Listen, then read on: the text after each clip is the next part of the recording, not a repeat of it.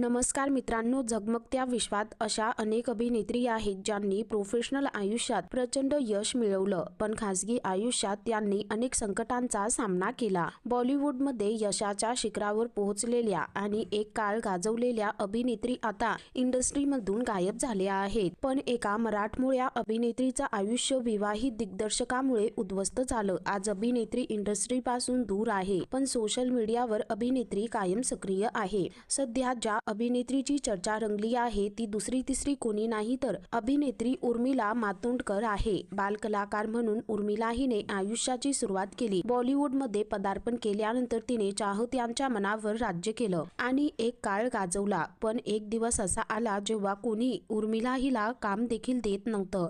रंगीला सिनेमामुळे उर्मिला हिला लोकप्रियतेत आणि प्रसिद्धीत मोठी वाढ झाली. त्यानंतर अभिनेत्रीने कधीच मागे वळून पाहिलं नाही. दिग्दर्शक राम गोपाल वर्मा यांच्या सत्या सिनेमात देखील उर्मिलाने महत्त्वाची भूमिका निभावली. सत्या सिनेमात राम गोपाल वर्मा यांनी उर्मिलासोबत पहिल्यांदा काम केलं होतं. त्यानंतर वर्मा यांच्या प्रत्येक सिनेमात उर्मिला झळकली. दरम्यान दोघांच्या अफेअरच्या चर्चांनी मोठा जोर धरला. बॉलिवूडमध्ये नाही तर चाहत्यांमध्ये देखील राम गोपाल आणि उर्मिला यांच्या अफेअरच्या चर्चा सुरू होत्या. या चर्चा एक दिवस वर्मा यांच्या पत्नी रत्ना यांच्यापर्यंत पोहोचल्या. तेव्हा रागाच्या भरात रत्ना यांनी उर्मिलाच्या कानशिलातच लगावली अशी बातमी सोशल मीडियावर पसरली. त्यानंतर राम गोपाल वर्मा आणि उर्मिला कधीच कोणत्याच सिनेमात एकत्र काम करताना दिसले नाही. एवढंच नाही तर राम गोपाल वर्मा आणि रत्ना यांचा घटस्फोट देखील झाला. त्यासाठी देखील उर्मिला हिला जबाबदार ठरवण्यात आलं. सर्वात धक्कादायक सत्य म्हणजे त्यानंतर